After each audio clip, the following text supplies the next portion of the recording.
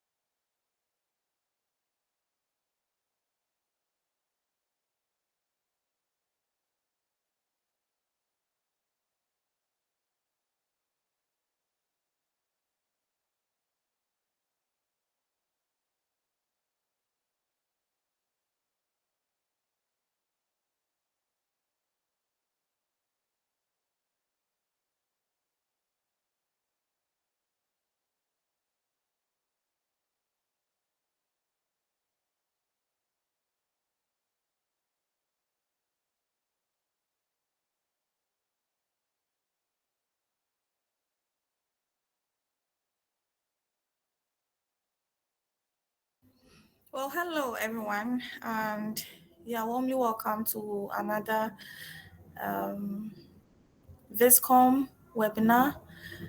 Quickly, okay.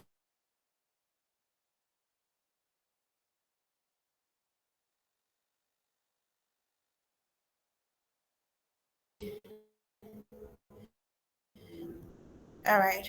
So yes, as I introduced earlier, today on my study abroad application journey with Michael Baffour Awuah and his colleagues who he will introduce later. And then tomorrow we are having an info session for the young people here who are interested to be part of the Mandela Washington Fellowship Program, which affords young people the opportunity to travel to the US for about 3 to 4 months and take a course in one of the prestigious universities for free and also network with diverse young people from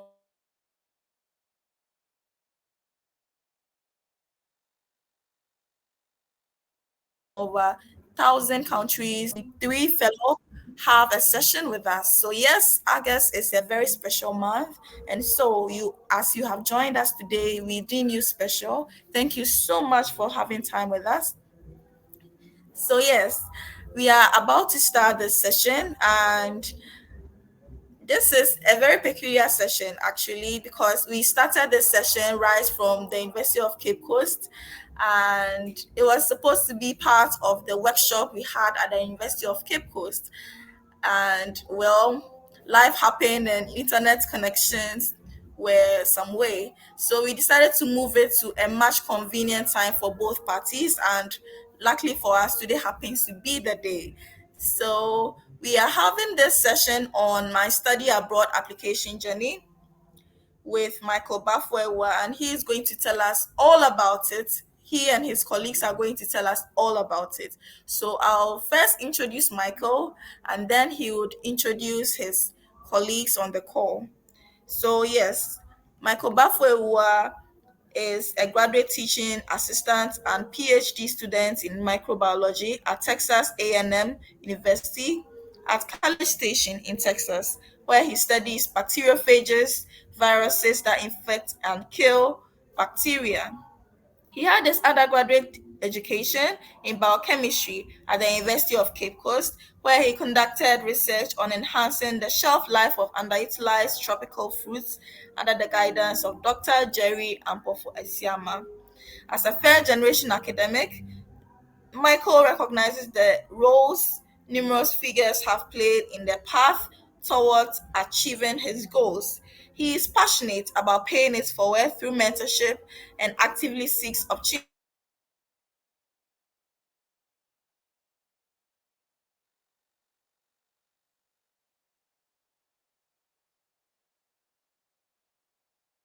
to contribute to the scientific and with aspiring scientists.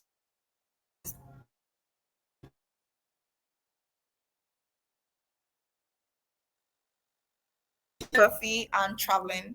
These personal interests reflects his curiosity and zest for life, which he brings to his academic and professional endeavors. Michael, once again, you're warmly welcome, and we are so glad that you could make it today. Thank you so much, Akweli. All right, so can you do us the honor of introducing your colleagues on the call with us? Yeah, so the first person that I'm going to introduce is Andy Agbapo, and he's a very good friend of mine.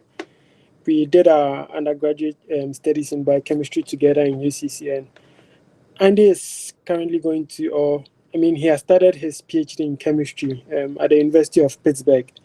And then prior to that, he obtained a master's degree in chemistry from the East Tennessee State University, where he did really well. He was so exceptional over there. And during his master's studies, he also worked as a graduate teaching assistant. And then he was, like I said earlier on, he was my friend in UCC biochemistry. I remember us doing our first practical together. We used to sit together at the same bench, and I used to worry him a lot. Those were like really good old days. And Okay. Andy is one of the most hardworking people that I know, and he brings like so much knowledge into this application process here today because he's one person that I really looked up to when I was doing my applications, and he really helped me with a lot of stuff. He shared a lot of opportunities to me. So I'm also grateful for him for agreeing to come here today to share his wealth of knowledge. Also, we have Anefumwa Fache, who is also currently a second year PhD student at the University of Oklahoma Health Science Center. And she does research focused in aging and metabolism, and she's particularly interested in heart metabolism. So Anna too was my mate in UCC biochemistry. So after graduating, she also did a national service at the Noguchi Memorial Institute for Medical Research, and after that, she has been able to come to the US, and she's currently doing so well in her department. She has won so many awards for being such an outstanding student. And so I'm glad they're all here, and then they're also going to give us different perspectives on what to do when applying for graduate school opportunities outside Ghana. Wow, just these people are giving me excitement about and confidence about how this session is going to be. Thank you so much, Andy and Anna, for joining us today. If you can hear me, can you unmute and say something to us? Yeah, hi, I'm Anna, like Michael said, and I'm at the University of Oklahoma Health Sciences Center. And yeah, my research is more into aging and heart metabolism. Yeah, more of the mitochondria, and it's been an amazing journey. Like there's been some ups and downs, but in all, it's been good. So yeah, that's a bit Awesome. of We are it. so honored to have you, Anna. Thank you. Andy.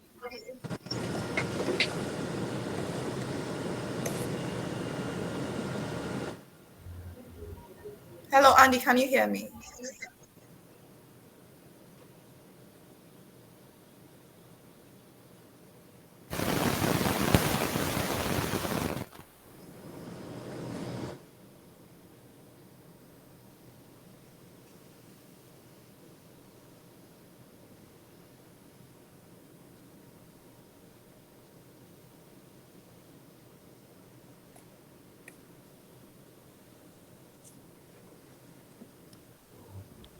Am I the only one who cannot hear? Nope, I can't hear Andy too. Okay. All I right. think he's Sure. unmuted, but I still can't hear him. He's probably trying to figure it out now. Can anyone hear me? Yeah, yeah, we Yes, can we hear. can hear you now. Okay, okay. All right. So, good afternoon, good evening, depending on what part of the world you are now listening to me from. So, as Michael said, Andy Elomagbakbo, and I mean, I had my bachelor's degree in biochemistry in UCC, and I'm currently at the University of Pittsburgh, about to begin my PhD right after completing my master's in chemistry as well. And I'm excited to be here to share the little I know about grad school applications with anyone who is interested. And I hope that from here we'll see a good number of people from this platform going on to achieve their dreams of like pursuing graduate studies, whether in the US or any part of the world. So yeah, I'm excited to be here. Thank you. Thank you too. And we are more honored to have you here. So, Michael suggested that this be an interactive session. And so I would take the lead to ask a few questions and then I'll open the floor for the people who have joined us today to also ask the questions they have. But before that, I'd like to say a very big thank you to Patrick. Patrick is from the GAPSA UCC, and he has been so instrumental in pushing for this particular webinar to come on. And he also shared it with his colleagues. So I don't know, I'm sure most of the people here are his colleagues at UCC, and I'm also sure that other people from other parts of the country are also here on the call, which will make this conversation even more diverse and rich. And yeah, so thank you, Patrick, for your contribution so far. We are grateful for that. All right. So I will start by asking a few of you have introduced yourselves and mentioned the courses you've taken, and we just really want to understand how you arrived at the courses that you are taking. Is it because you saw online that okay, there's a scholarship for the course, or how was it deciding the course to study after your undergraduate? Was it easy? Was it straightforward? I don't know. Anyone could just take it up for this question.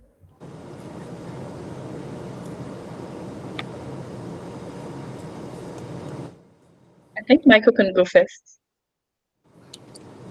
And I was going to ask you to go first, but okay, if you want me to go first.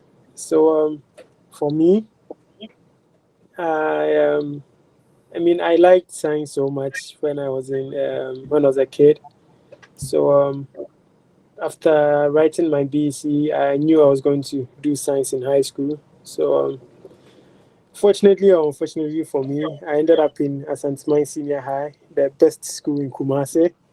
And then after writing my You WASI, I gained admission to UCC to study biochemistry. Me, when I was in high school, some of my teachers were always like, "You're going to study biochemistry in future, so you need to be very good in chemistry. You need to take your chemistry serious." But I had other plans, other points. I wanted to be an astronaut in future, so I was like, "I'm going to do aerospace engineering at KNUST, Wow. and then after doing aerospace engineering, I will probably become a pilot and work up to become an astronaut or something." But God had other plans for me. So I ended up at UCC biochemistry, and I actually enjoy doing biochemistry. I've always been fascinated by the molecular basis of life. So I remember after my BEC, I read this article in Awake, and it was about how DNA, like how DNA controls everything. So it made me more curious about those stuff. And then luckily for me, during my undergraduate studies, I got to learn more about how like DNA was a really fascinating molecule and how we could manipulate it to do so many stuff. And then in addition to that, I also did a series of internships. So I remember in my first year when we went on vacation, I did an internship at Taifa Polyclinic where I worked in the hospital. Because I mean, like most science students, to at a point, I also had like dreams of being a doctor. So when I started my biochemistry degree, I had this plan that maybe I could like do so well. Then after doing well, I'll go to medical school and like do the graduate entry medical program. But when I worked in the hospital, I was fascinated at how these diagnostic tests worked, how you could just draw blood and then put it into a certain strip, and then that could tell you if a person was positive or negative for some sort of disease. So I wanted to know more about these stuff, how these stuff work, even the basis of doing certain blood tests and all that.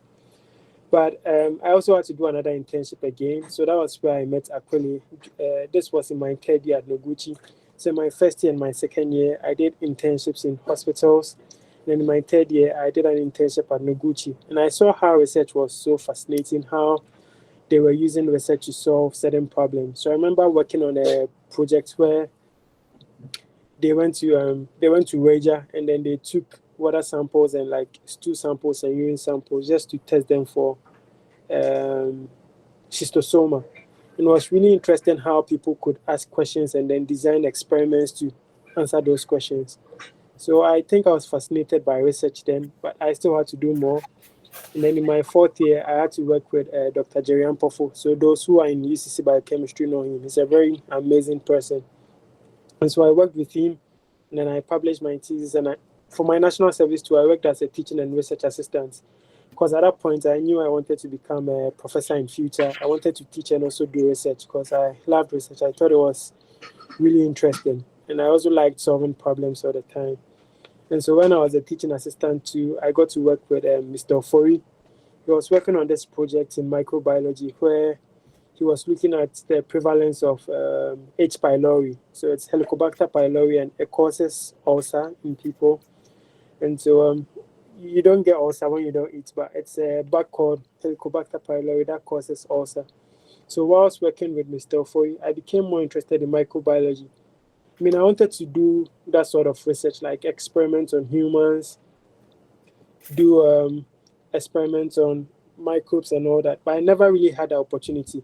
Because with Dr. Ampofo, I worked on fruit juices and all that, but I think there was a really solid foundation on how to ask questions and how to look for answers to these questions. So that was what got me interested in research. But then working with Mr. Ofori also got me more interested in microbiology. I wanted to do something like that, but I never really had the opportunity to do it until I started working with Mr. Ofori, where I had to learn how to culture microbes, how to perform PCRs and run gels and all that.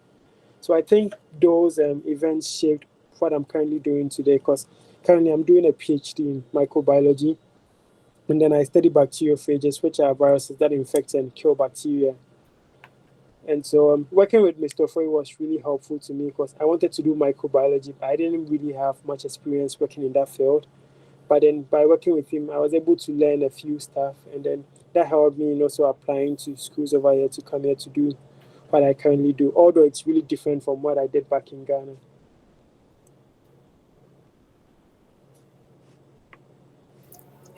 It's amazing how internships actually contributed to where your interest lied and gave you some kind of direction on how to go based on your attitude towards work and then what really interested you. So yes, thank you so much for sharing, Michael.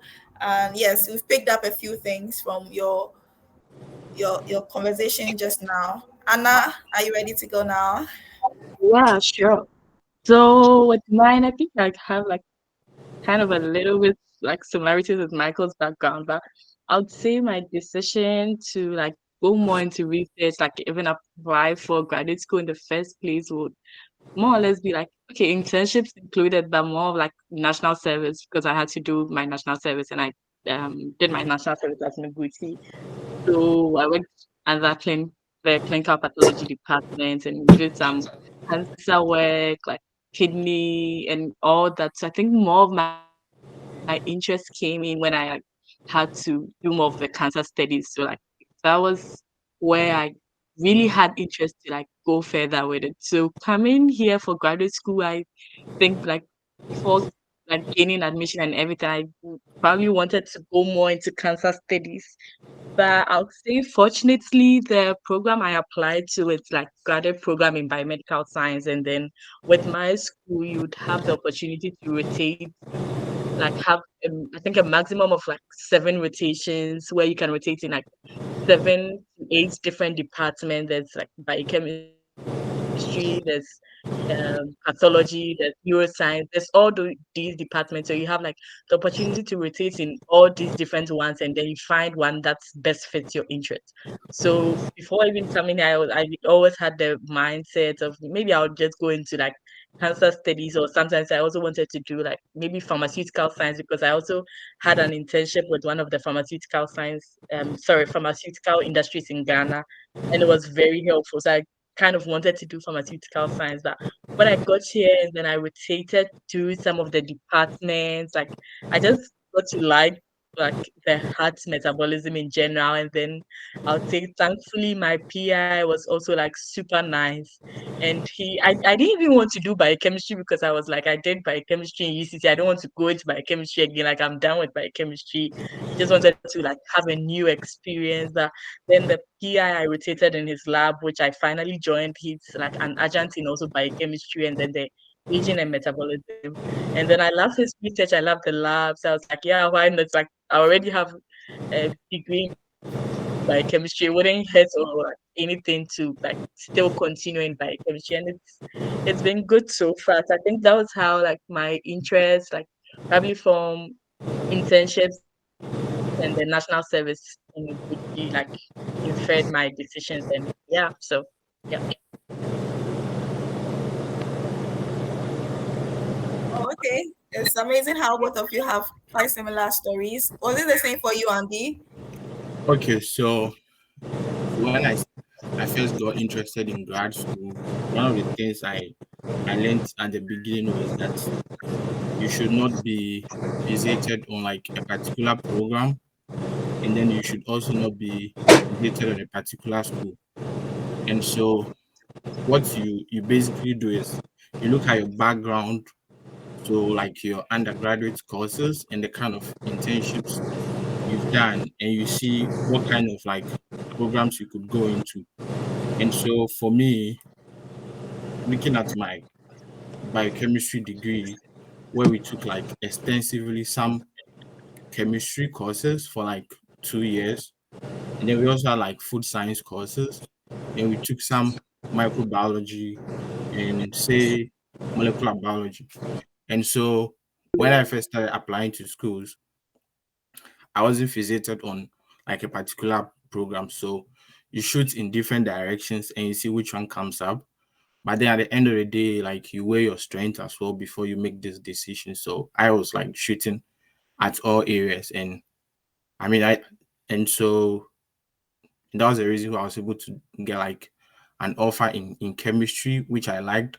And also because I didn't just come and do like strict chemistry. My the kind of like research I've done in the past and probably do going forward is also in like medicinal chemistry. So at the end of the day, it's not like I switched totally from like biochemistry to chemistry. So yeah, I just like keep your options open and you see which one works out for you, because at the end of the day, you are not making the decision as to like whether they should take you or not. Like a bunch of people sitting down to like weigh your application and compare it with other people. So you can't be too like fixated. That's just what was my guiding principle. Yeah. Interesting perspective. So, Andy, I would like to ask you again, Okay. from your contribution, you were open minded and you were open to explore different courses based on your experience and internships. Yes. Was it, did it make it easier for you to get a school to apply, or did it rather complicate things for you? So every school and every program has their own requirements, right? And so typically a school, almost every school require like a statement of purpose or a personal statement, um your transcript, which obviously you'd have, and then some will require a GRE. And so when you make that decision as to what programs you want to apply to, it doesn't make it difficult for you, because when you look outside of Ghana, depending on what country you are looking at, for instance, you are looking at the US, where I was probably mainly looking at, there are probably over 500 schools. And so it doesn't make it difficult for you. It just gives you the chance to like explore different schools, and then and also you'd have to conduct an extensive search, especially if you don't want to, for instance, you don't want to write a GRE and maybe you don't want to pay an application fee or something. Yeah. So it didn't make it like very difficult for me. I just had to conduct an extensive search. Yeah. Okay, so in your search, what really stood out? What made it more easier for you to streamline and then um, choose one particular area? I think you mentioned that it was, you were fixed on US, right? Yeah. Well, I wouldn't say Yes. I was fixed on the US, but the US has like several advantages which I mainly considered. There are like a higher number of schools. The schools are there, the programs are usually well funded, and so that was just like um a guiding principle, yeah, as compared to like if I wanted to go to some other country. Yeah. So I was like mainly focused on the US. Yeah.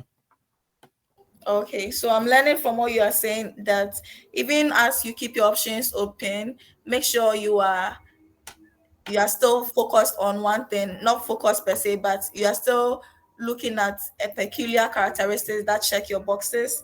For Yeah. instance, funding, Yeah. funding, and Yeah, I the mean, funding is like one of the, if not the most important, because I mean, you can't pay. So if you get a school and there's no funding, like it doesn't make sense. Like you don't get anything out of it, and that's usually an issue with schools in, for instance, the UK, where you can apply in the morning and get an admission in the evening, but there's no funding. So like all the time and effort you place into the application, like it just goes to waste. So yeah.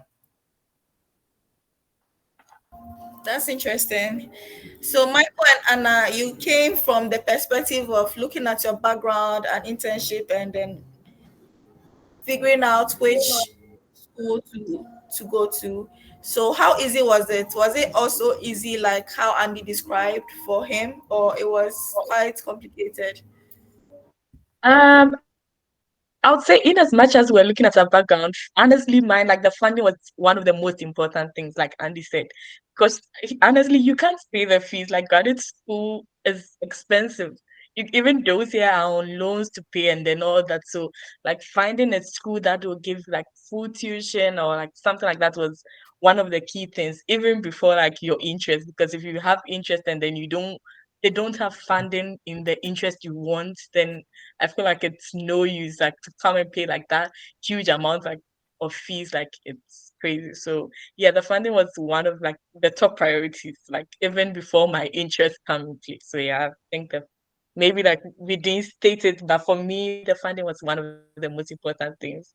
And then also for me, I know myself, I know I don't like that exams pressure and exams stress. So I didn't want schools that I had to write GREs. So I was looking into schools that I didn't have to write GREs because I don't like it. I don't like I know Michael is a science geek and he might want to like write the exams. I'm like, no, I just didn't want places I had to like write exams or like write any GREs. So I was looking into schools that I think maybe it's a like 50-50 thing. Sometimes it helps because I know some people have like better options when they write GRE, so it puts you on a higher pedestal than others. But I didn't want to write GRE, so I was looking at schools that didn't require me to like provide any GRE, and then I also wanted like schools that had like full funding. Yeah. Okay. So I'm picking from what both of you shared that you definitely have to have a list of what you're expecting. Um, Right. Michael, was there an Excel sheet that helped you? Yeah, so I used a combination of that, like Excel sheets, and then I also had a couple of like-minded friends who were also chasing the same thing that I was chasing. So I was a TA, and then I was in the same lab with Andy and then a couple of other guys, and then we all wanted to go to grad school.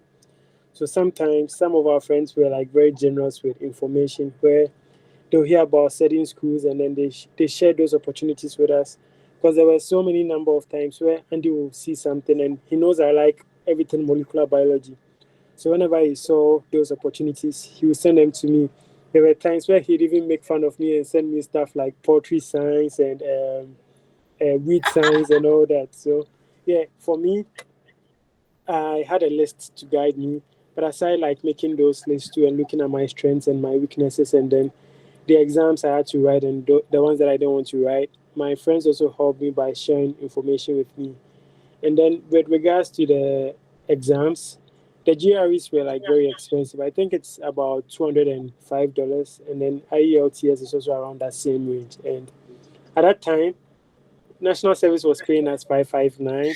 We are not as lucky as these guys who are now making 750. We're just getting 559 then, and then it was around $60. So I wasn't having money to write a GRE. Even if I wanted to write it, I wasn't having the money to pay for it, and I actually didn't want to study to write that exam. The only exam that I remember writing was Duolingo, the Duolingo English exam. And then even with that, I wrote it all right, but I applied to a certain school with that Duolingo thing, and I never got into that school. So yeah. Okay. So we are going straight into the application processes. How many times did you apply, Michael, before you got into the school you are in? So so I actually had to wait a year to get into the school that I'm in. So I wasn't as lucky as Andy, because with Andy, when we were TAs, he just applied to like he got admission in that cycle. But for me, I had to wait for the next cycle. So meaning my first admission cycle, I think I applied to a couple of schools, about four or five. But when I did that application, I was focused on like applying to master's programs. Because at that point, I was like, I don't think I'm well prepared for a PhD, and that even if I apply to a PhD, I wouldn't get into it. So in the application cycle, I remember applying to Wageningen University in Holland. I got into that school, right, but there was no scholarship for me. And then I applied to Brande University. I think I also applied to the University of Florida and one other school that I can't really recall.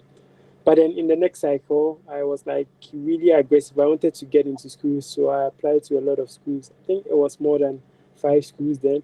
So I applied to my school over here, Texas A&M.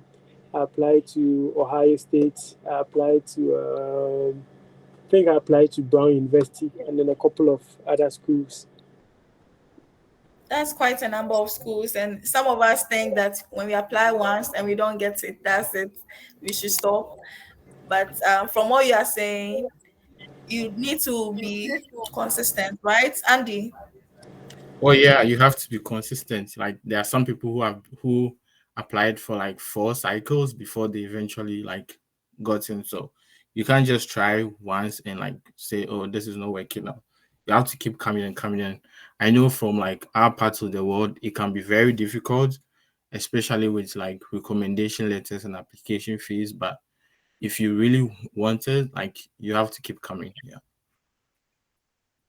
So how many Yeah, I times think I did you also apply? agree because I also applied twice. The first time I got rejected to the same school, the first time I got rejected, and it was on the second time that I got accepted. So it was not like a one-time thing for me as well. So yeah, I think if you want it, you would have to push further to apply more times if you are rejected. But if you are fortunate and get it on the first time, then yeah, that's great.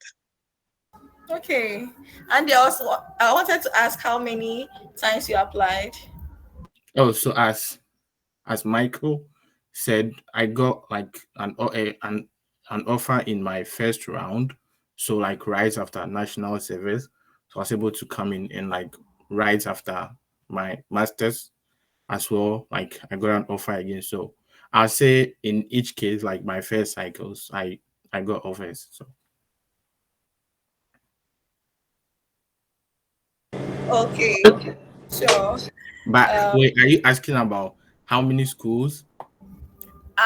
yes. So as I Oh, said, my okay. position was that some of us feel like applying for schools should be a one-time thing. If you apply with your mates for that first cycle and you don't get in, you should probably go and get a job or something. That's why I wanted to really get how it was for you, and really for us on the call, for us to understand that okay, you don't just apply once and then draw back. You have to Yeah. be consistent. Yeah. Okay. So I Yeah. think So you've answered. okay. Okay. Yeah, I think you've answered. So let's go into the process itself. Andy, can you run us through the process for for us to understand how once you got your school, you had the Excel sheet that Michael described, and then you had the focus, your the country, the courses, and all that. How was the process for you? Can you list out some of the things that we should expect in the process? Okay. So once you make the decision to go to grad school, first you have to be very dedicated. So you have to dedicate a lot of time to searching for these schools, right?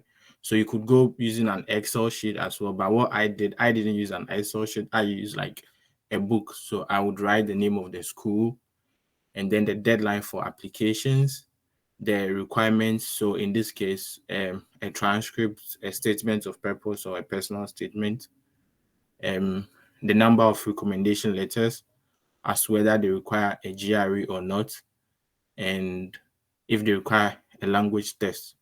And so after you have like this is after doing your searching, listing all these schools down, and then now you can open so all the schools, a good number of them you apply online. So it's not like paper applications. So you create an account and get into the application portal, and usually it starts out with like basic information, so your name and maybe like yeah just your name and think in some cases age and a few other, just like your personal information.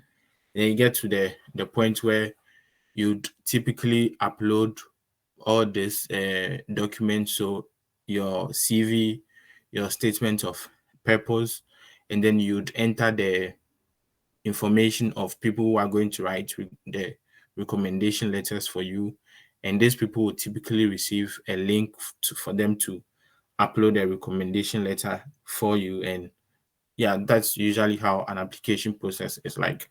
But there's a lot of work before you get to the point of actually like creating the account, because as you are looking up these schools, you are weighing your strength as well, because all these schools are not on the same level. So the schools are like categorized into different classes. So the I'll say the competition kind of like differs a lot, because it's usually much difficult to get into like an R1 institution than an R2 institution.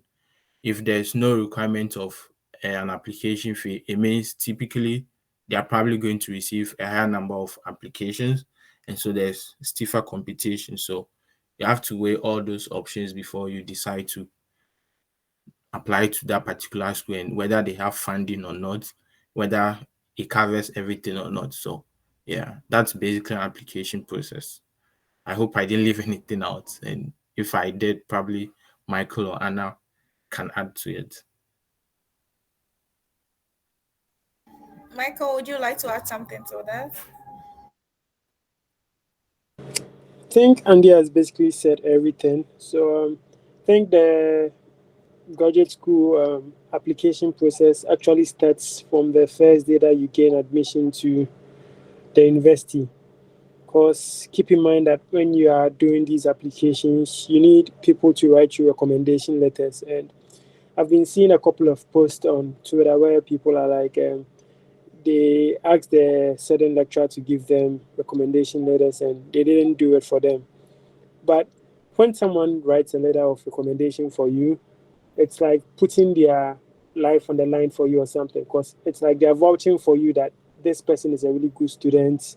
They put their reputation on the line and all that. And if the person doesn't really know you well or knows that you wouldn't be able to excel, then they wouldn't want to give you that recommendation letter. So as soon as you get into like the university, graduate school applications start, then you need to have a really good relationship with your lecturers, and you need to also get that internship experience, that research experiences. And even with the internship experiences, Andy has been saying something that for those of us who did biochemistry and we want to go to graduate school, doing internships in the hospital isn't really necessary for us, because I mean you're going to learn a couple of stuff over there, but it's not really helpful to research in future. I think I have a slightly varying opinion on that, but it's really true. You need to do internships at places like Noguchi, Wagbeb, KCCR, like places that give you experience in doing research, so that you have a really good profile. Because when you come here, people like get to level 100 and they start doing research in labs. Because currently at the lab where I work, I have someone who's in first year working with me, and this person is going to keep on working in research for like the next 4 years. And then in future, you are going to want to apply to graduate school, and this is the person that you're going to compete with for the same spots. And so I think as soon as you get to school, like as soon as you gain admission and you go to uni, graduate school preparation start, then you need to have a very good relationship with your lecturers so that they're able to write good recommendation letters for you. You need to do really good internships. You also need to have really good grades, because for most schools that you're going to apply to, they have a cutoff, and that's like 3.0. But keep in mind that over here, people get 4.0s. I have a friend who never had even a B in school. And it's not just him. There are so many people who go through school over here and then they have 4.0s. I think their education system is a bit different from ours. Because I was telling someone that at a point I did 10 courses in one semester, and he was like, "What, are you crazy?" Because they usually do maybe 4, 5, 6, 7. But back in UCC, it was so common to do like 10 courses in a semester, 9 courses in a semester. So you really need to watch your grades if you want to compete with these guys. And then even aside your grades, there's also like something like soft skills that you need. So you need to also volunteer, because when they're admitting you to come to these schools, you're going to be a member of a community. And how do you contribute to those communities that you find yourself within? You should have something that you do that's like outside academics that you can use in helping your community. So when I was in UCC, I used to do a lot of volunteering. There were organizations that I joined that, like, we usually used to go around to screen people for diseases, STIs, and all that, like that sort of advocacy, right? And that really helps, because over here people believe in selfless service. So getting like those experiences, like volunteering, giving back to your community, it's really good. And then you also need to have a very good CV. So one thing that I realized that like is very different from us and people over here is that they are very, like, I wouldn't say loud, but then they are very quick to talk about stuff that they've done. But back in Ghana, our culture usually tells us to be more humble, but that's really detrimental to us, because if you look at CVs over here, people write like what they've done.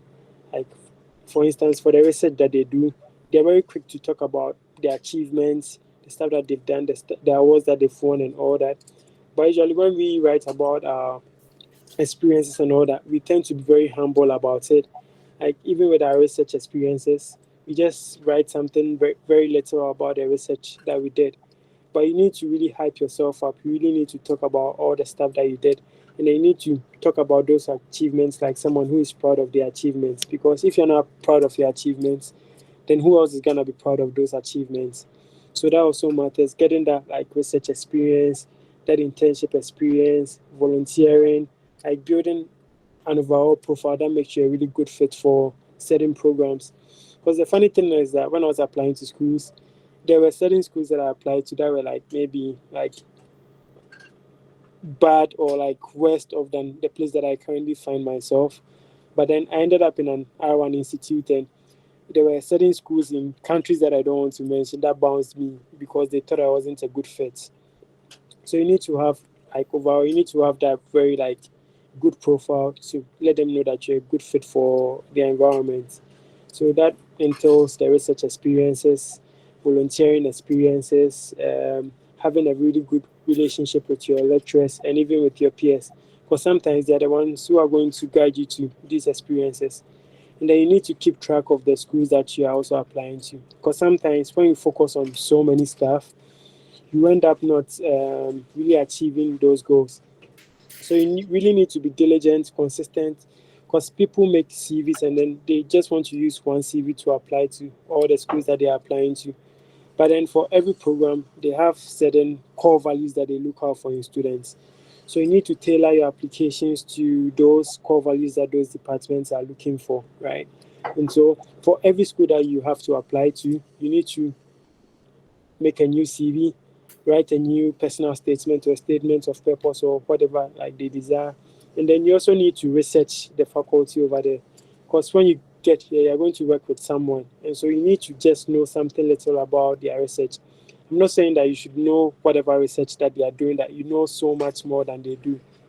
But then you need to at least know a little bit so that you can add it to your personal statement that I want to work with this person. It's because this person does this sort of research that I'm interested in.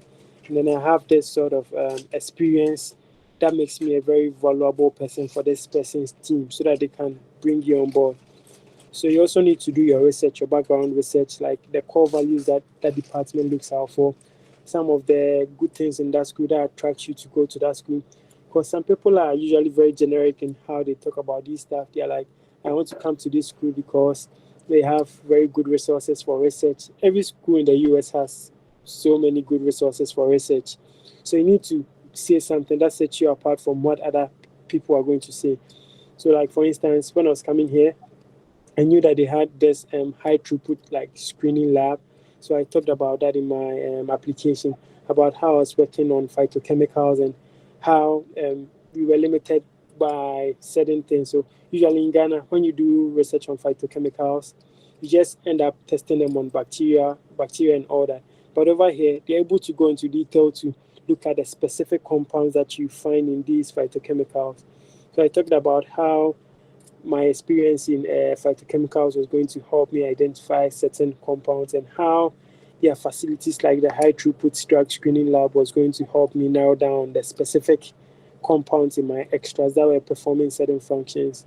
So you need to do all these background research apart from knowing the cutoff points for these schools, like the number of rotations that you are required to do, and a whole lot of other stuff like doing, like getting a good CV, looking at the CVs that people who are in the program already have, so that you can do something similar to give you a higher chance of getting into that school. I think Anna is also going to add a little to what I've said.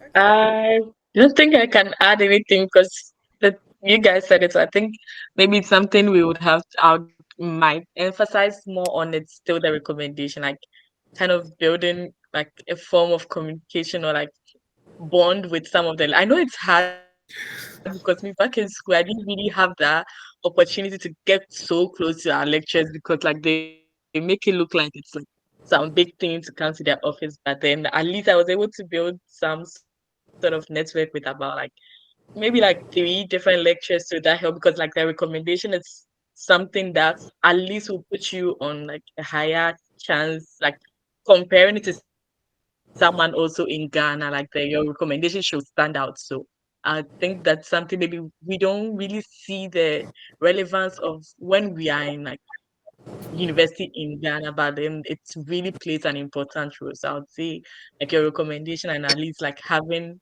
a good personal statement and then your research experience also really counts because one of the first questions they asked me for my interview was what are my research like experiences. So your research experience like plays an important role, like at least like having research if you are in the typical like science, like biochemistry, biomedical science field, like in some of these institutions like Noguchi and those stuff should really help. So yeah, my recommendation cannot be underestimated. Yeah. To add to that, so I have had the experience of like applying within two different cycles, like applying from Ghana where all my recommenders were like professors in Ghana, right? And in my second Yeah. cycle, all my professors were people here in the States. And during my MSc, every Friday when we have like seminar speakers, we the graduate students typically we have the chance to like spend some time with them just to chat about grad school and like career the kind of careers we want to pursue going forward. And sometimes they make it very clear to us that they really don't trust like some of the recommendations coming from outside of like the country and from certain parts of the world.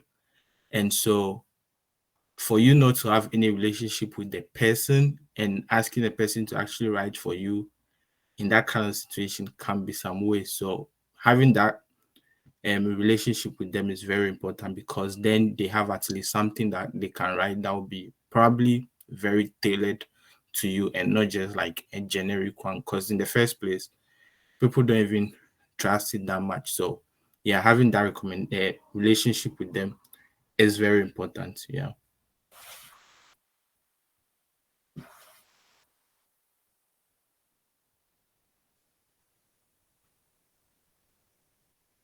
Okay, I've just seen a question in the messages and I would like to read before we move on.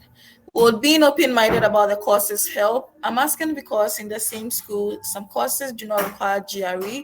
So when you find that out, would you advise the applicant to easily change their course?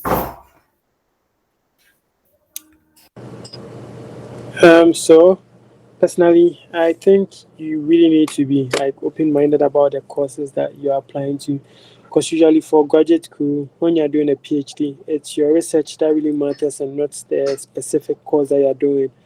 So someone can be doing something in like chemistry, and then their research will be in biochemistry. The course is just a name that they put over there, and then like the name that you're going to have on your certificate.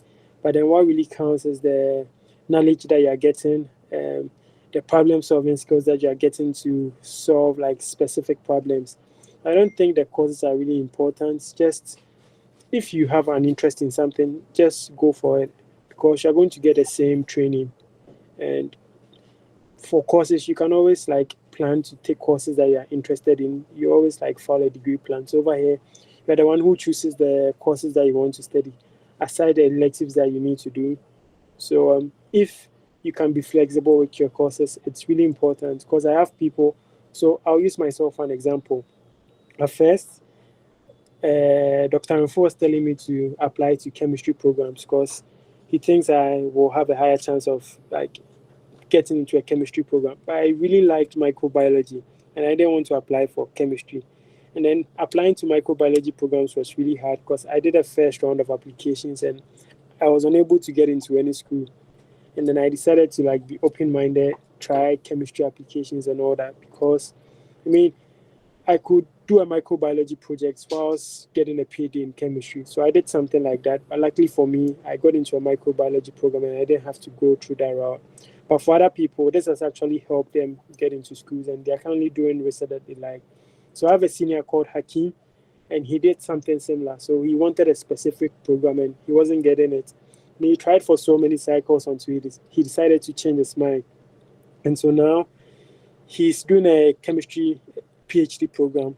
However, his research is more into molecular biology and studying proteins. So just be open minded about your program. Yeah, but so when it comes to being open minded about the program, you can't make a drastic shift when you don't have any background in like what if you don't have any background in like the other programs you're interested in, because a graduate school is like it's continuing education, right? So you should be able to demonstrate that you have some preparatory work in in the program you are applying into. And if you can't demonstrate that, it may be very difficult for you to get into that program. And so you can only demonstrate that probably like some of the courses you have taken and if you've done any kind of research in that area. So you don't just like make a complete shift. That would be very difficult to get into. All right. Thank you for sharing. So I just have this question. Scholarships and the school, finishing the school application, which one comes first for you? Do you always have to get a scholarship before you apply, or you always have to apply to schools that are offering scholarship? Like, which one comes first? I don't know who wants to take this. So in the US, you don't need to, for most schools, for like most PhD programs, you do not need to apply for a scholarship. So most of these programs are funded. And then when you apply to the program, you automatically considered for the funding. This is for the sciences because I'm in the sciences. That's what I know about.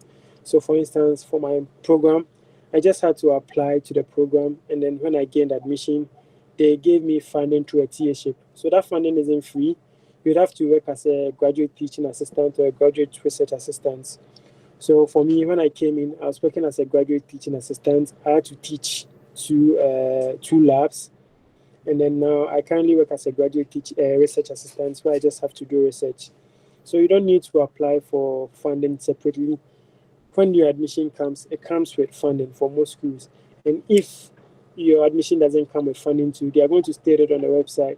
That's why previously Andy and Anna were talking about making a list of the schools that you apply to. So when you look at the requirements, it's always best to go for schools that give you funding alongside your admission, so that as soon as you get the admission, you have funding, and then when you get here, you wouldn't have to stress about working and all that because it's really hard working and going to school. But at least with teaching, it's it's easier compared to people who work outside campus and all that. And then with research, it's like you're working towards your degree, but then you are being paid to do the research that you do. So to add to that, I think it comes back to you doing all the background work before you decide to apply to the school. Because oftentimes I come across people who are like, I got admission, but I didn't get like funding. I'm like, did you check what kind of funding options they have before you apply? They're like, no. I'm like, well, you can't just apply and think that because they give you admission, they will give you funding automatically. So you have to be sure of like the funding options in the department before you apply. And if you and that's why it's very good to like do extensive search on their website, read all the frequently asked questions, and be sure if you are still not convinced about something, you can write an email to the graduate program coordinator, and in most cases they'll reply you and tell you exactly how their funding is.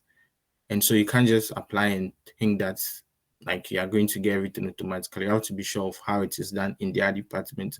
Yes, in the sciences is much common to, once you apply for the program, in most cases you are considered for whether it's a teaching assistantships or research assistantships. But in the humanities, sometimes they would ask you to only apply for admission, and after getting the admission, that's when the scholarship process or the assistantship process is also like different. So you have to be sure of what kind of funding options there are in the department before you apply. Yeah. Okay.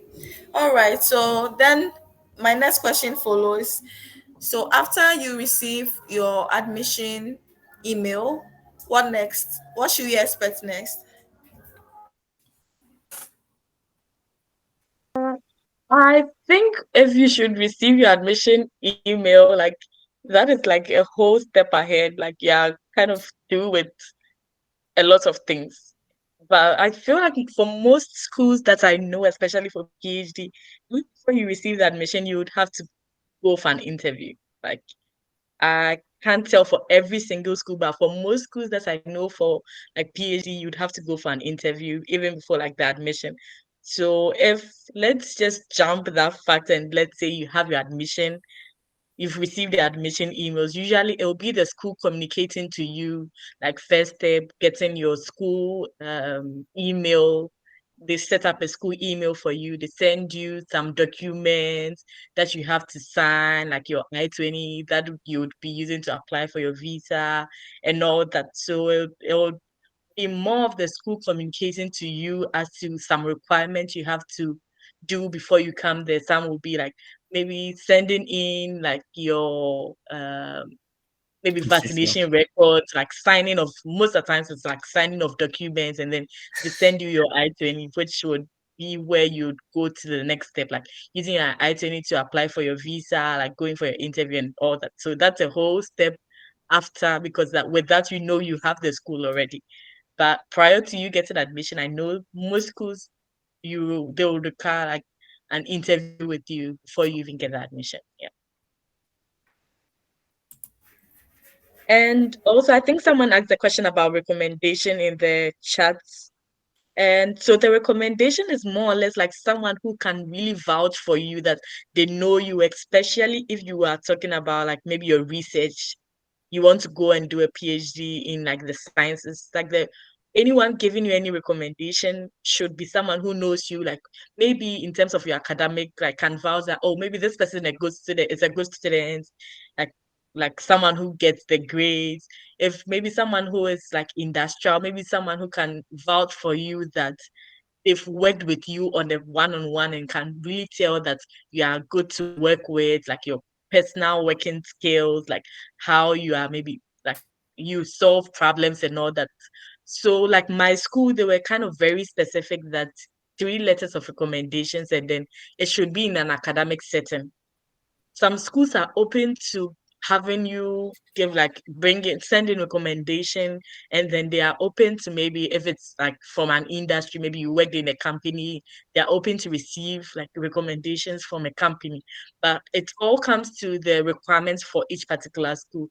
So some will be very specific, maybe the recommendation should be academic setting. So if you like maybe from your lecturers, or if you worked in say Nuguchi, I think I had one recommendation from Nuguchi, because although it's like working outside of school, but it was still like more research based thing, so it was also accepted. So I think someone asked a question about recommendations there, but then the person does not necessarily have to be your lecturer in your school. Maybe it can be a lecturer you worked with him, he's in another school, but you still had like some work experience with him, like maybe did a research with him, he can still recommend for you. So yeah. Okay. Thank you for adding the recommendation bit. I hope, Joseph, I hope that works for you. So let's talk about embassy issues and visa. Michael, how was the experience for you? It was stressful. I think that's even harder than applying to the school. So, what I would advise is that as soon as you get your documents from your school to start applying for the visa, you just start working on it as soon as possible. So, for me, when I received the admission letter and all that, I had to accept.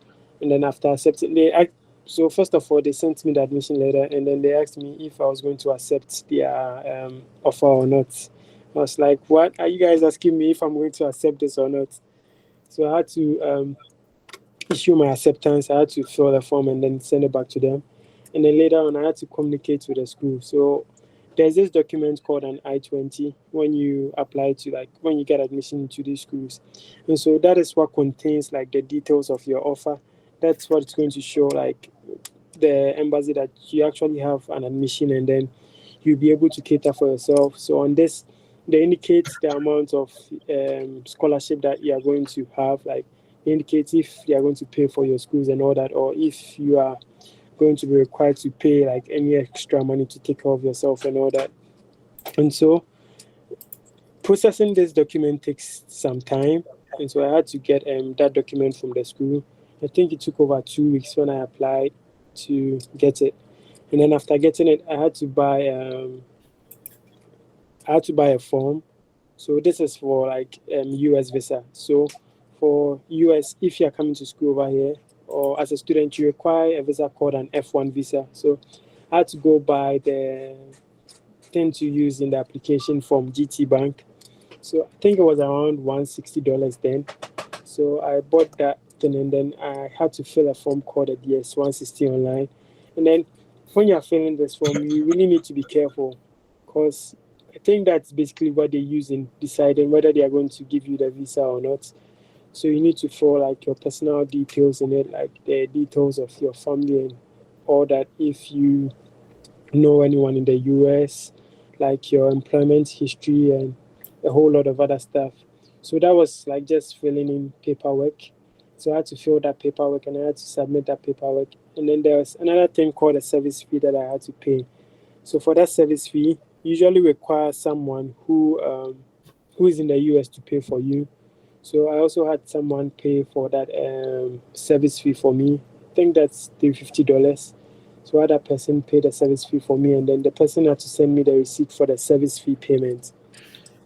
And so that was basically it, like buying getting the I-20 first.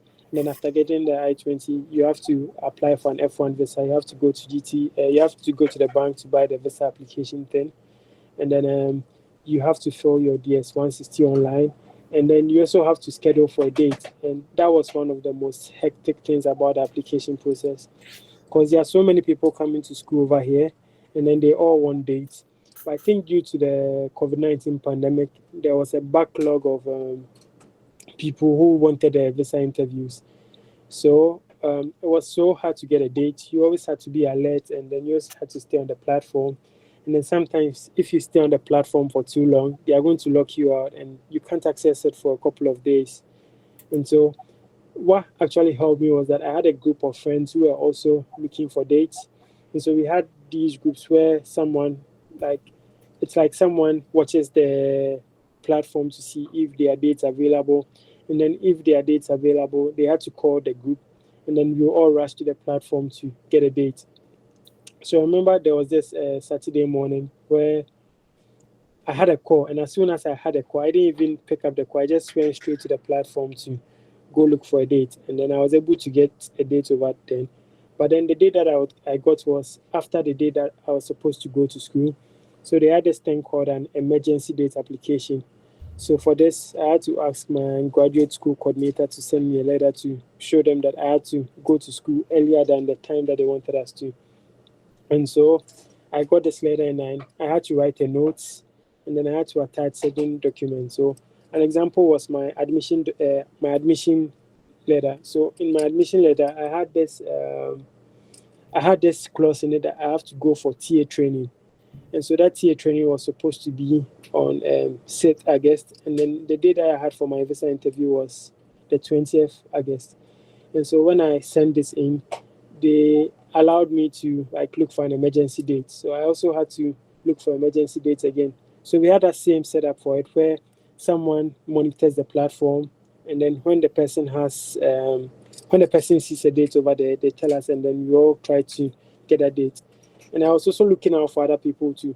So for me, some of my friends helped me get dates, and I also helped other people get dates. So I think there's this guy who was in UCC, and then one day I was just like browsing the page, and someone told me dates were available, and then I just had to tell him so that he could get the date too. But usually with Ghanaians, we are scared of witches and all that. So when you get your admission, you are scared of telling someone that you even had admission and you're also looking for a visa. So if you keep those things to yourself, then you're likely going to be stressed out looking for visa dates and all that. But once you have other people who also want the same thing, then it's easier if you're in certain groups where you can all look for these dates so that you help yourselves get these dates, because it's really hard. You have people all over Ghana looking for these particular dates, and as soon as the dates pop up, people take the dates. So that was how my visa application was for me. Okay, Andy, would you like to share your experience? Well, so post COVID, the process of like applying for a US visa has become very difficult. So as Michael said, there there was a huge backlog, and also because since COVID happened, a number of the embassies have resorted to operating at half capacity. So that kind of like limits the number of people they can attend to per day. And so I was in a very, very, should I say, a very interesting situation. And so, like he said, I found it very difficult to like find a date because of the time at which like my offer came in when I received my I-20. And so I ended up having to attend my visa interview on um 12th of August, and then school was going to start on the 16th of August.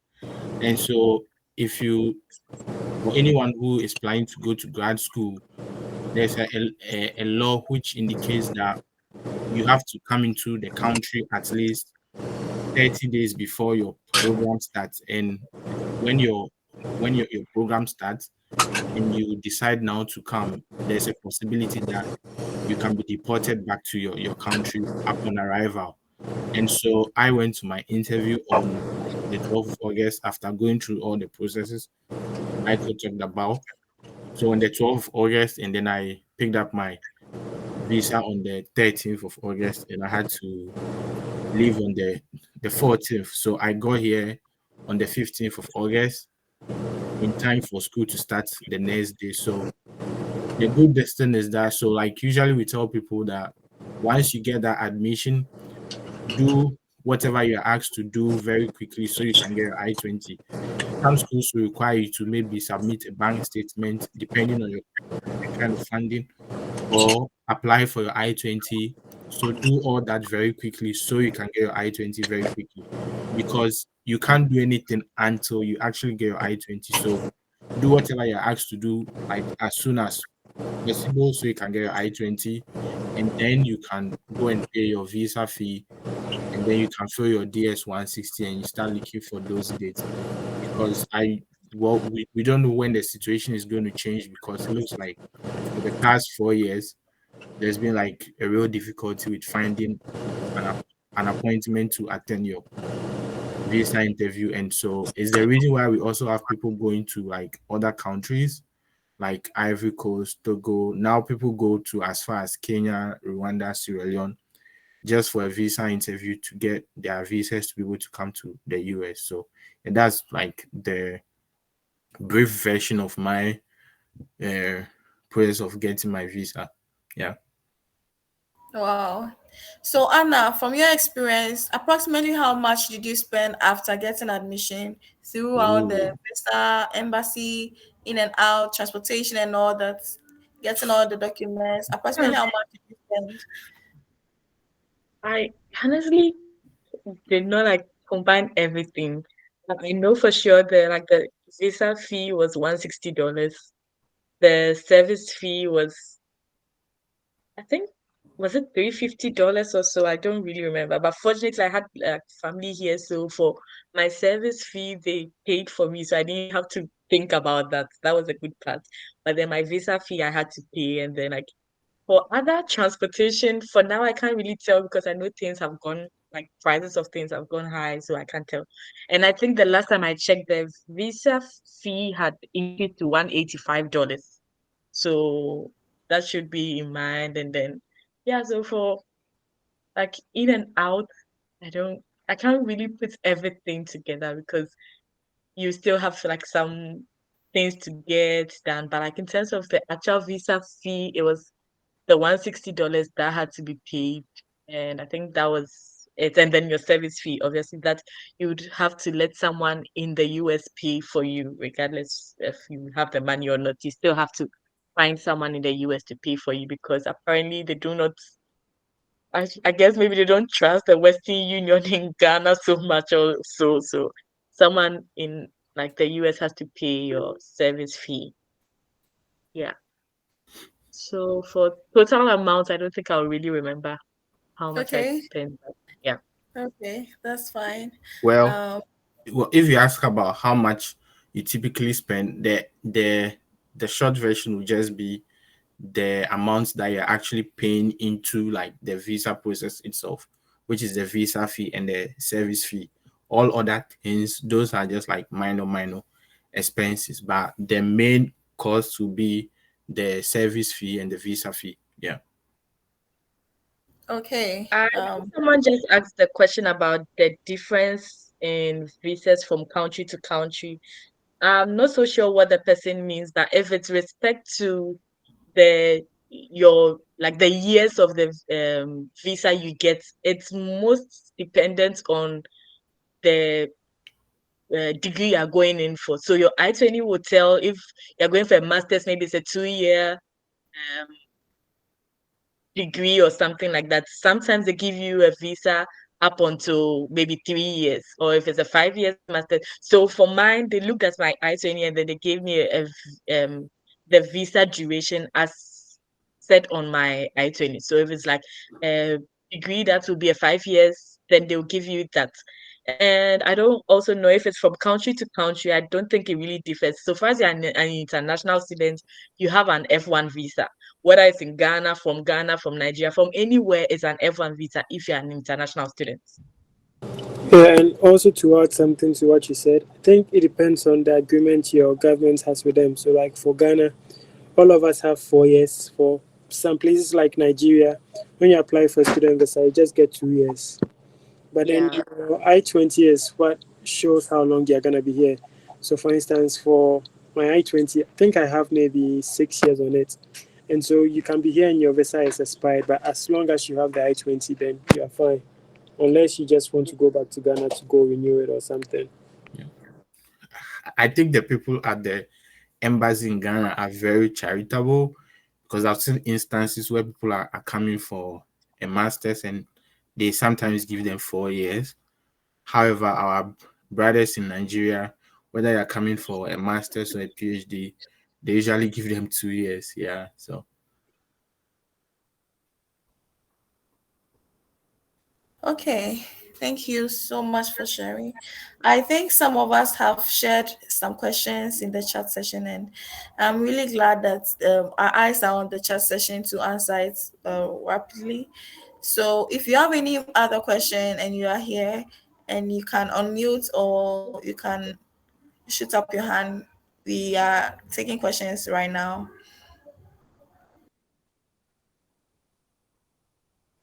Is there any question? Do you have anything you want to ask our guests?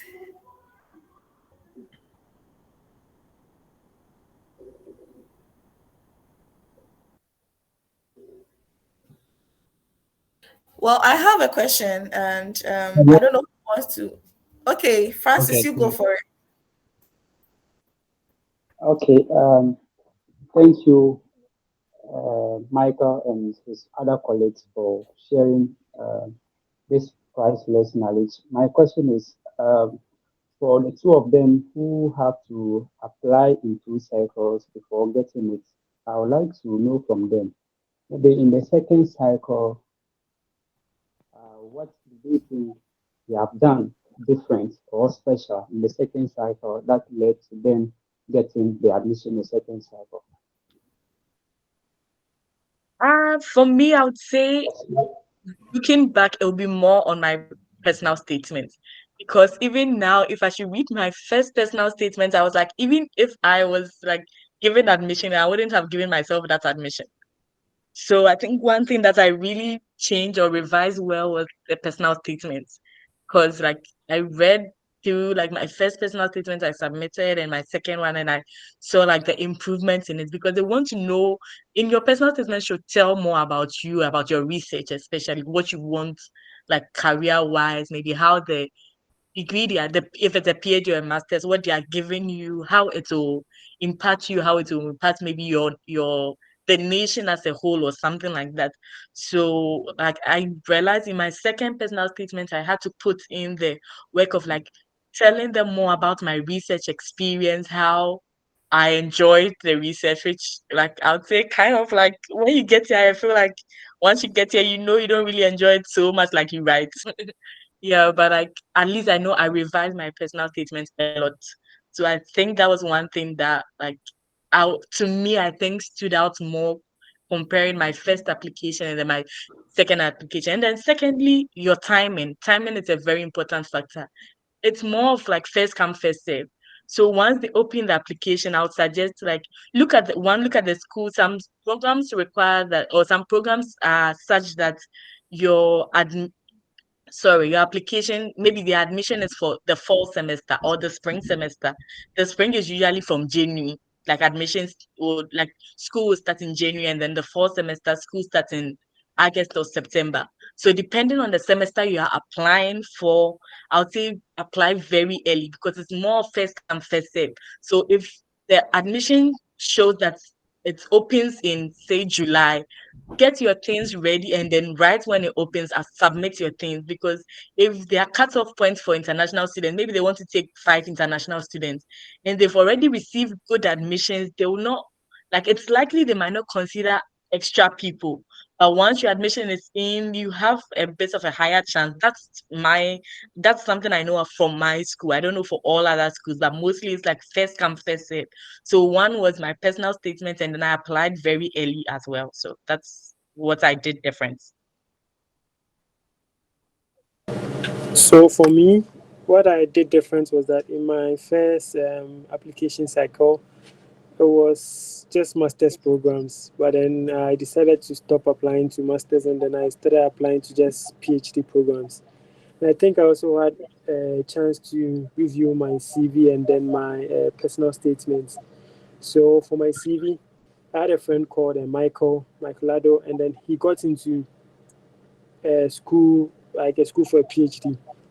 And so I made him take a look at my CV, and then he showed me how I could edit my CV to like also get into a school because he had been able to do it before me. So I just talked to him and I showed him my CV. He showed me things to change, and he also shared the CV with me. So I was able to edit my CV. And then I think I also had more research experience. So although I wanted to do microbiology, I just had a little experience in microbiology. But then when I waited that extra year, I was working with Mr. Foy, who was doing his PhD in molecular biology. And then his research was focused on solving a microbiology program. So I think that also helped. And while I was also waiting for that, I also joined. There was this training that I went for at Legon, and it really helped me. So it was a seminar about brain research in Africa. So it was this international organization called IBRO. They were the ones who organized that conference. So I went for it, and then I learned a lot of things from that. And so I put that on my CV too. And then when I got here, I realized they have this like really large program over here that they study something called circadian rhythm. So it's like how biological clocks are regulated. So I think when those people saw that I had done like that seminar and that conference stuff, they were really interested in like my profile. So for me, it was just getting someone to look at my CV again and editing my CV, and then getting that clarity or that choice to not make the mistakes that I did previously. So I had to change my personal statement, and then for every school that I applied to, I wrote a different personal statement, and then yeah, that's what I think worked for me. So I think what is running through is the statement of purpose or the personal statements, and then the the CV, being able to update it and tailoring it to what you the school you're applying for. I've seen some questions in the chat, but before that, let's take Jesse, whose hand is up. Jesse, you can please talk, unmute and talk. All right, thank you for the opportunity to be part of today's session. So, first of all, I have a suggestion, then a question. So, I don't know, but I think there are other people from the humanities side too who have joined the session, because I'm getting a lot of perspectives from the science people. So, I think maybe probably the next time if you have colleagues that are doing their PhD or masters and they are into humanities, you can add them as well. So, my question is, so for some people, Okay. for some of us, we don't have a lot of research experience. So how do you, because humanities, not a lot of courses that delve into research as much. So in this case, how do you sell yourself? Yeah. So Thank- so to give my perspective on that, I think we do research every day. It doesn't necessarily have to be a research in an academic setting. So, for instance, for some of my personal statements, I wrote about certain project works that I'd been able to do when I was in like the university, and how I work together with other people. So it doesn't have to be strictly like research in an academic setting, but then even with certain group activities that you are given to do, like in school, you talk to people. So, for instance, in the humanities, you talk to people, you gather data from them, and then you do like a whole lot of stuff where you have to analyze the data to present during like presentations, and that counts as research. In addition to that, you also have your final project work that you do in school, and that counts as research. For most people, that's the only research experience that they are going to have. And then this is also where internships come in, because when you do internships, you get a chance to work on solving real life problems, and that also counts as research experience. So it doesn't necessarily have to be you like working in a lab or collecting data somewhere, but then even through internships, you're able to get some of these experiences. Through group assignments, you are able to get these experiences. Sometimes you can even volunteer for your lecturers, and that's also one way to get close to them. Because if most lecturers do research, and then if you decide to volunteer for them, then they can get the opportunity to write a good recommendation letter for you. And then aside writing that good recommendation letter for you too, it means you also get together research experience that you desire to apply to graduate school. Okay. Thank you, Jesse. Your recommendation has been taken notice of. And yes, we are going to work on a session that really capitalizes on the humanities. And yes, Patrick, we definitely should have a session that really deeper into the essays.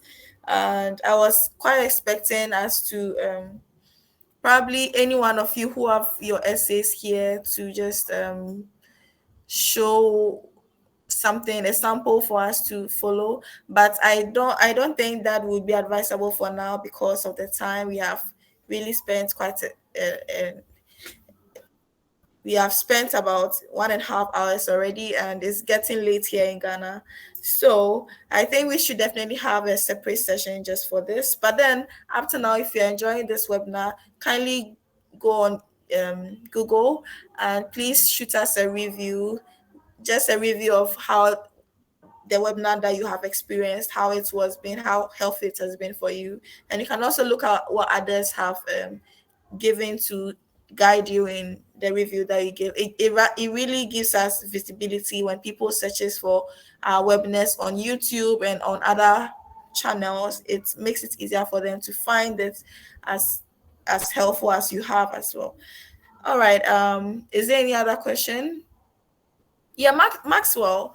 Yes, it escaped me to actually introduce what we do at ViztaEdu. So, as I said in the chat session, we're on a mission to empower tertiary level students with guidance for the academic project work. So, from my experience, the project work is really put in the hands of the lecturers, and most students do not have, like Jesse said, most students do not have practical research experience even prior to the academic project work. So we are actually putting in place some measures that would guide students for the academic project work. And we've already started going to some schools.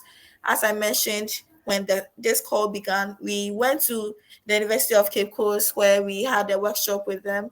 And that was when we were supposed to have this particular session with Michael there, but then network issues happened.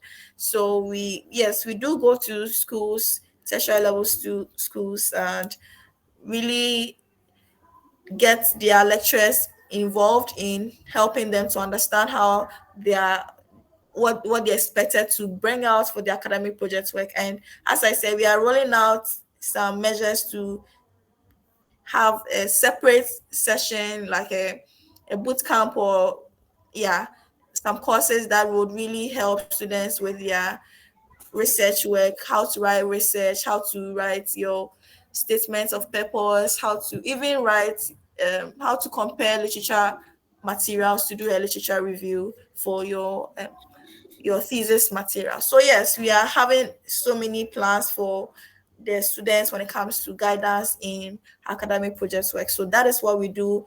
And currently, we do not sponsor students in pursuing whatever, be it scholarship or currently we are not doing that.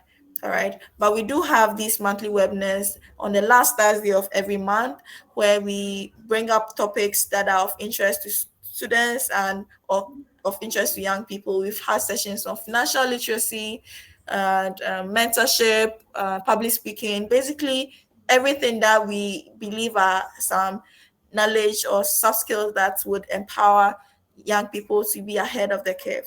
So yes, that is what we do. And if you have any other further questions, you can ask. But if you have more questions related to what Michael, Anna, and Andy said, you can please unmute and share with us while we wrap up this event.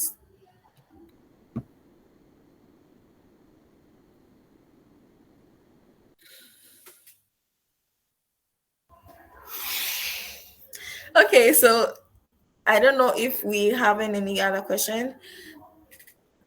I'll allow for just a few more seconds. Okay, so if there are no questions, I have like a few things I would like to share. Okay, sure. Okay, so when you make the decision to go to grad school, you have to understand that it's a full-time work, which means that you have to dedicate a good amount of time and effort to it, right? From searching for the schools and finally submitting the application. And so you can't do it like some part-time things like, oh, let me try this thing and see if it will work, and hope that in some miraculous way you would be there one day and then somebody would just send you an offer and then you pick up your bag and you go to the airport. No, you have to dedicate a good amount of time to do the work, which means that you have to write that statement of purpose or personal statement, rewrite it again, give it to people to read, and then you make sure that when they give you feedback on it, you look at the feedback and you work on it. Otherwise, you would be submitting the applications and you're not getting anything out of it, and you would feel like, oh, maybe they're not paying attention to me. But at the same time, you've not done the work that required before you submitted the application. When it comes to funding, you have to understand that usually the PhD programs are much more like well funded than the MSc. So in most cases, there's funding for PhD and there's no funding for like an MSc. And so if you come across a school that is offering, say, um chemistry, and they have both a master's and a PhD, in most cases, the PhD students will be funded, but the MSc students will probably not be funded, or they'll have like partial funding. And so in that case, it might not be a good idea to apply for an MSc. And so if you don't think you stand a good chance for a PhD, probably you should look at a different school. Or then you look for a school that is offering only an MSc in that program, and then you find out whether they do have funding for the MSc students. And then lastly, you need to know the program. In grad school, in most cases, you do research. And so you need to find a fit between what you want to do and what they are doing in the department. When you look up every like school you want to apply to and every department, they would usually write the research directions.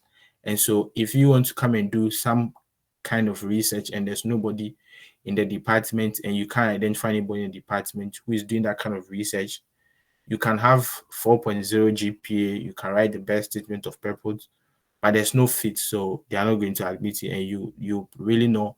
And in most cases too, they'll not give you that feedback that, oh, there was no fit, so they'll just tell you your application was like rejected, and you not know exactly why you didn't get in. So you need to know the program, you need to find a fit between what you want to do and what is ongoing in the department. Those are just a few things I wanted to add. Thank you. Okay, final words from Michael and Anna. I think just to add something to what Andy said, I think the theory we used, I don't know if it's still there, but I know when we're in Ghana, we used to have that mentality that you cannot do a PhD right after your undergraduate. And it's not so here. In Ghana, obviously, if you don't have a master's, you cannot do a PhD. But then here, you can always apply for a PhD, even if you have just a master's, sorry, just a BS degree. So maybe looking at some programs should, if it's just a PhD program or something like that, don't think because you don't have a master's you cannot apply for it. You can always apply for a PhD program even if you have just like an undergraduate master sorry, BS degree. So yeah, I think that was something maybe we can also add to it. Yeah.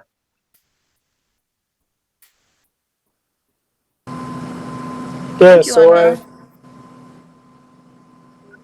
so I also agree with what Anna has said. You don't need a master's to apply for a PhD, because Anna is doing a PhD without masters. I'm doing a PhD without like masters, and then we all apply like straight from undergrad to do this. And the funny thing is that we didn't even have first class. It's only who had the first class. So Why do yeah, you have to state that it's and you out of the class? I mean, I want to tell everybody and they're smart. So yeah, you don't need a first class to apply for PhD But straight you from still have to get good grades undergrad. in as much as you don't need a first. Yeah, you need to. Yeah, I'm just saying that like you need to. I mean, you need to be good academically, but don't tell yourself that because you didn't have a first class, you can't apply for a Right, straight right. PhD. That's what I'm trying to say. And Yeah, sure. another thing is that applying to graduate school, it's like a personal journey. Because sometimes people are like, I want you to write an SOP for me. I want you to do a CV for me. If you don't want to do like these basic things for yourself, then nobody can help you, because it's a really like long and tough journey. It's like a full-time job. Nobody can do that thing for you, and then nobody can tell your story as well as you can tell your own stories. So you need to keep that in mind, because graduate school is really tough. Sometimes you can do experiments for months and then they're not going to work. So you need to have like that resilience earlier on when you're applying to graduate school. It's going to be like lonely. Sometimes your friends that you start with, they're all going to like leave, and then you're going to be there. I don't hope like this happens to anybody, but then that's the reality of applying to grad school. It's really tough. And then really need to be hardworking to be able to get into it. And I'm just praying that everybody is able to do the application successfully and to get the programs that they desire. The journey is really tough, but once you get like the program, you're going to forget all the stress that you've been through.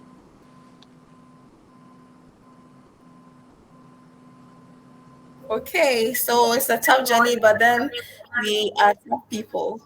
So, yes, I believe that we have learned a lot from this session. Thank you so much, Michael, Andy, and Anna, for this session. Do you agree with Patrick that we should have another session focused on the essays? I want us to agree right now so that we can make plans towards it.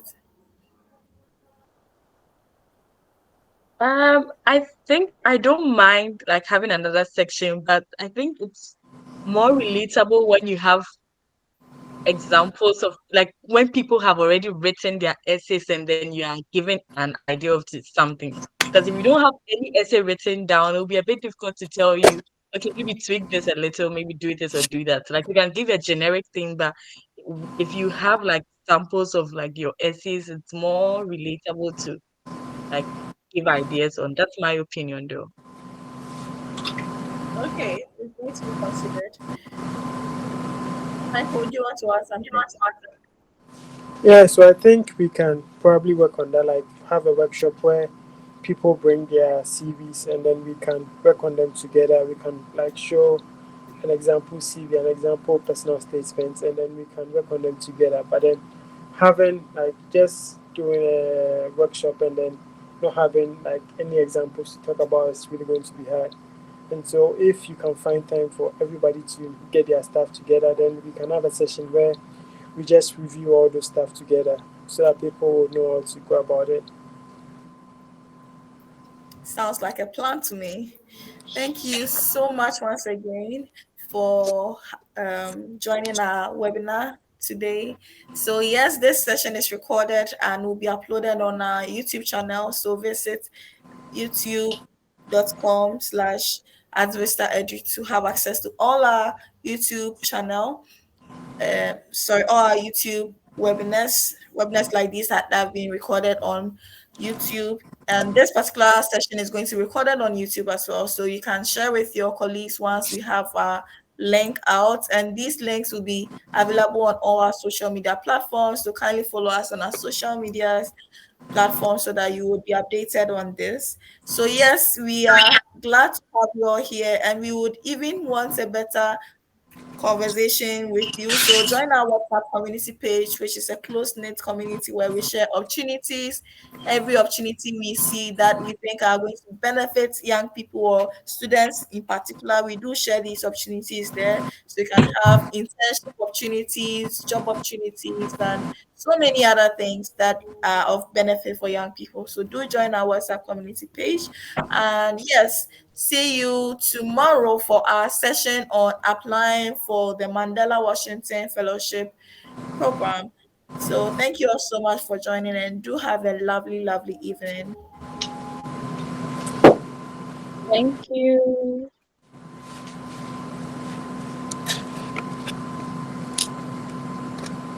Thank you. Bye. Bye.